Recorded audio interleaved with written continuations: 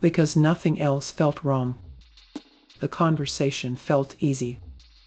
The attention felt genuine, and the connection felt rare. So she told herself it didn't matter. Just a small detail. Probably nothing. But that one detail was the only thing that could have saved her. This is a story about a single moment, a small decision, one red flag that didn't seem important at the time, and how ignoring it slowly led to a loss she never expected. Welcome to When Money Goes Wrong. Real stories, calm clarity, hard lessons. Susan was 59 years old. She lived alone in a quiet suburban neighborhood. The kind of place where nothing really changes, where routines become part of the structure of life. She had worked most of her adult life in accounting.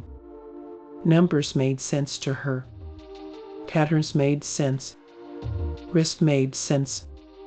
She wasn't impulsive. She wasn't careless. She wasn't someone who made emotional decisions easily.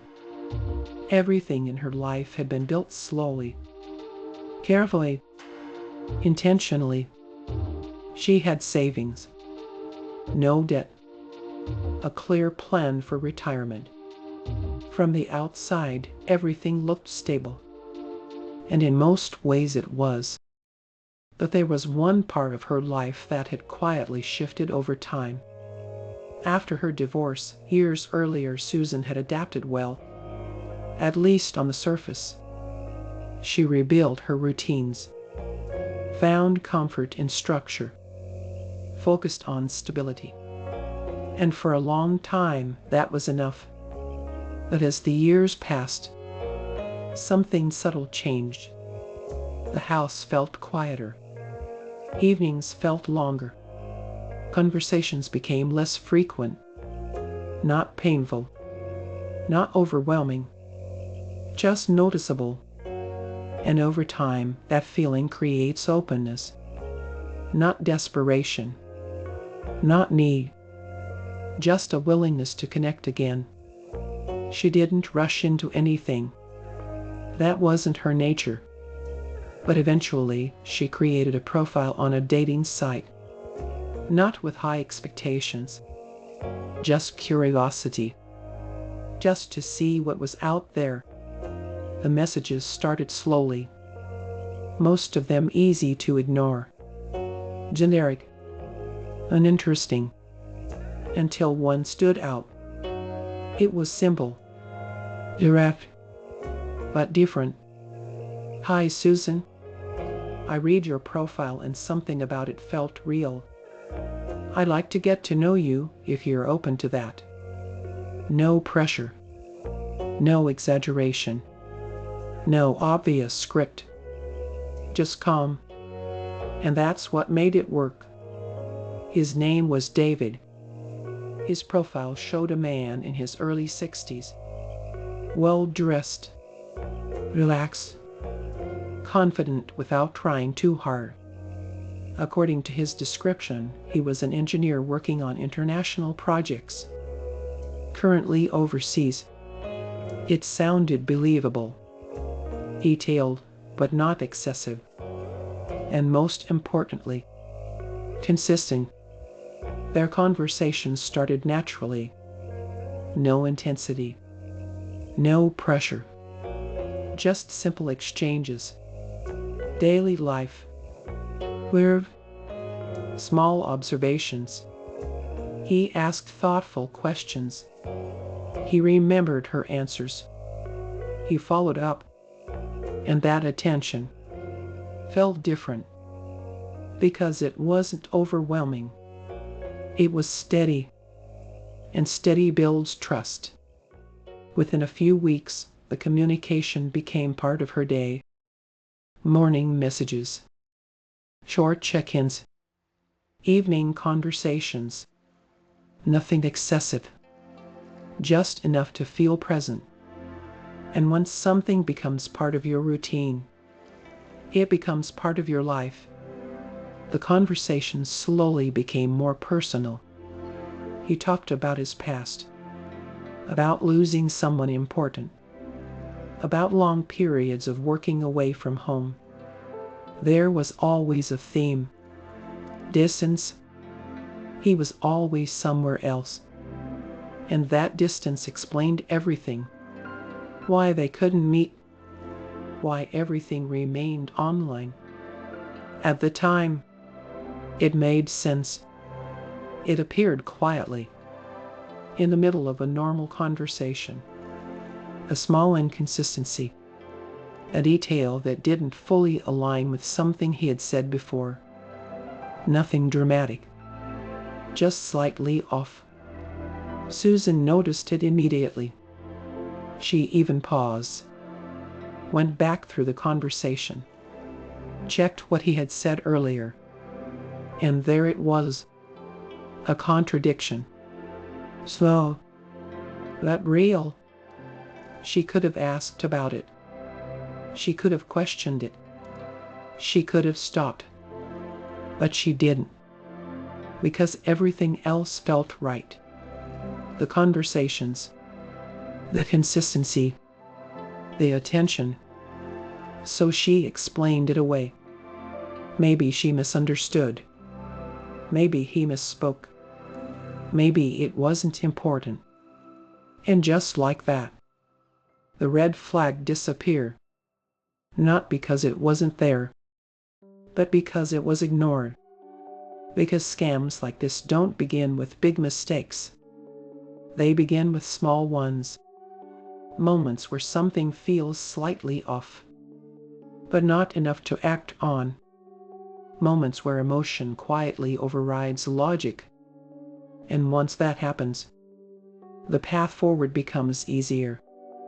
After that moment, everything continued as normal. The connection grew. The conversations deepened. And slowly, the sense of familiarity turned into trust.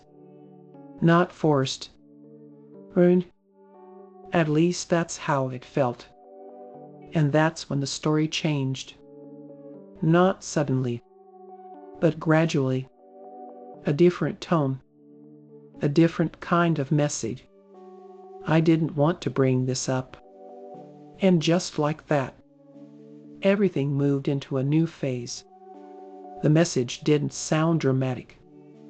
It didn't feel like an emergency. At least not at first. I didn't want to bring this up, but something unexpected happened. That's how it started. Calm, measured, almost reluctant, which made it feel real.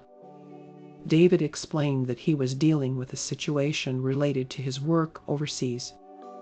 A delay, a complication, something involving access to funds.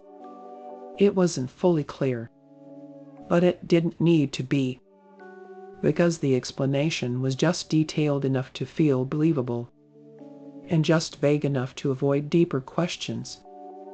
At this point, Susan wasn't evaluating a stranger. She was listening to someone she had been speaking with every day. Someone consistent. Someone attentive. Someone who felt familiar. And familiarity lowers resistance. He didn't ask for anything immediately.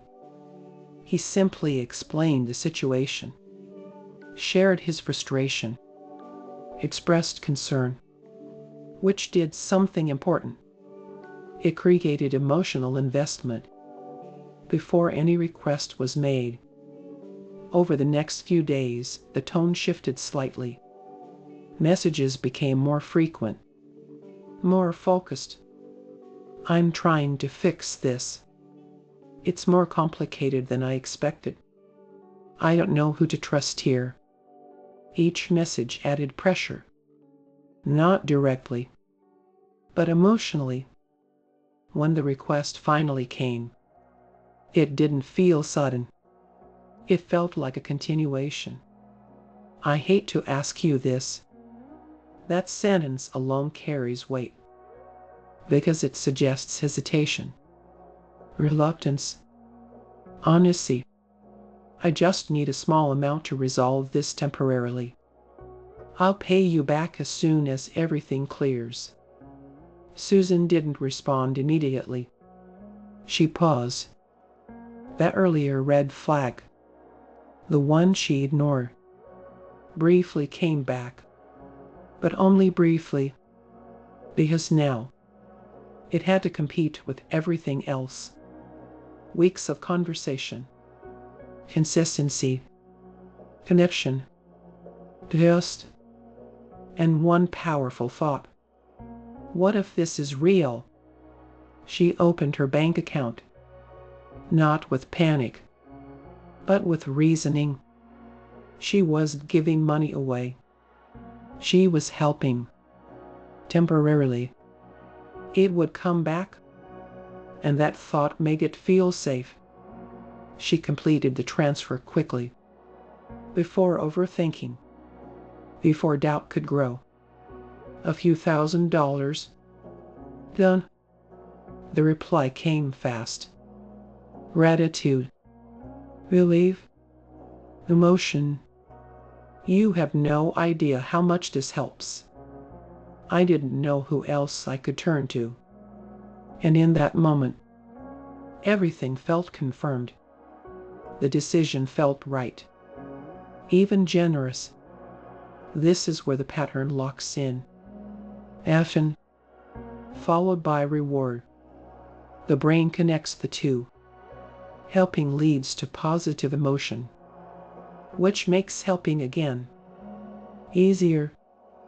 A few days later, another message. I thought everything would be resolved. But something else came up. This time, Susan noticed something. A slight discomfort, but weaker than before. Because now, she was already involved. The second request was larger. Not dramatically, but enough to matter. Enough to be noticed. Enough to require another decision. Because stopping now would mean questioning the first decision. And that's uncomfortable. So instead of stopping, people tend to continue, to stay consistent, to follow through, even when doubt exists. By now, the connection had deepened. It wasn't just conversation anymore. It was part of her day. She expected his messages. She relied on them. And when they were delayed, she felt it. That emotional reliance changes everything. Because decisions stop being independent. They become connected to how you feel. Then came a subtle shift. I haven't told anyone about this. I don't want to complicate things. I trust you. It wasn't an instruction, but it created the same effect. She didn't tell anyone either. No friends. No family. No outside perspective. Only him. The pattern repeated. A problem. A request. Relief. Gratitude. Then another problem. Each time slightly different. Each time slightly more urgent. Each time slightly more expensive. The amounts increased gradually. 5,000. Then more. Then more again. Each step felt like the last one. The final resolution. The end of the situation. But it never ended. At some point, the doubt came back. Stronger this time. More persistent. This doesn't make sense. But by now, stopping felt harder than continuing. Because too much had already happened. Too much had already been sent. Then came the message. Different from the others. This is the last step. The amount was higher than anything before. Enough to change everything. Enough to force a real decision. Her mind reacted immediately. This is too much. But her emotions responded faster. You've come this far. You can't stop now. He needs you. She looked at her savings. Years of careful planning. Security. Stability. All in one place. And in that moment, logic and emotion collided. Emotion won. She sent it. The largest amount yet. At first, everything seemed normal. There was a response. There was gratitude. But something felt different. Less warm. Less detail. Less presence. And that feeling was impossible to ignore this time. Because now, there was too much at stake. And for the first time, the question didn't disappear. What if that red flag wasn't small after all? This time, the feeling doesn't fade. It doesn't get pushed aside. It doesn't get explained away. It stays. Something is wrong. Not dramatic. Not obvious. But present. And the more she replays the recent conversations, the more that feeling grows. The messages are still coming. But they are different now. Shorter. Less detailed. Less The consistency that once felt so reassuring is starting to break. Replies take longer. Answers feel vague. And the person she thought she knew feels slightly out of reach. She goes back through everything. Weeks of messages. Reading slowly. More carefully this time. And what once felt natural now feels structured. Too consistent. Too smooth. Too perfect. Details that once built trust now feel rehearsed. And then she finds it again. That small inconsistency from the beginning. The one she noticed. The one she questioned. The one she ignored. Now it doesn't look small anymore. Now it looks like the first crack. The moment where everything could have been different. She opens his profile again. Looks at the photos. Not casually this time, but critically. Then she does something she had never done before. Something simple. A reverse image search. It takes less than a minute. And it changes everything. The photos are not his. They belong to someone else.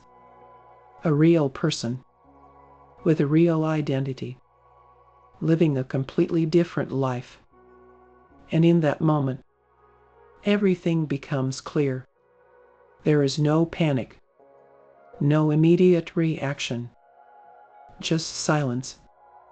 The kind of silence that comes when the mind is trying to catch up. Trying to process something it wasn't prepared to see. And slowly, everything connects. The story. The distance. The delays. The requests. The red flag. It wasn't random. It wasn't unlucky. It wasn't a misunderstanding. It was a system. Built step by step. First, the tension. Then connection. Then trust. Then emotion. Then urgency. And finally, action. Every part placed carefully. Every step designed to feel natural. She opens her bank account. Not to send anything, but to understand. To see it clearly. Each transfer. Each decision. Each moment. Now sitting together. Forming a total that feels unreal. Money built over years. Gone in a matter of weeks. The money matters. Of course it does. But it's not the hardest part. What hurts more is something internal. The trust she gave, the belief she had, the confidence in her own judgment. Now all of it feels shaken. And the question comes, not once, but over and over again. How did I miss it? She didn't miss it. She saw it. At the very beginning. That small inconsistency. That subtle detail. That moment of hesitation. She saw it. She just chose to ignore it. Because everything else felt right. Because this kind of situation doesn't feel like a scam. It feels like a relationship. It feels like connection. It feels like something real. And when something feels real, the mind works to protect that feeling. Even when small pieces don't fit. The danger is not in the obvious. It's not in the large dramatic warning signs. It's in the small ones. The ones that are easy to dismiss. The ones that don't seem important at the time. Because those are the moments where decisions are made. Quietly. Without attention. The next time something feels slightly off. Even if everything else feels right. Pay attention to that moment. Because the biggest losses don't usually start with big mistakes. They start with small ones. The ones we convince ourselves don't matter. This is when money goes wrong. Real stories. Calm clarity. Hard lessons.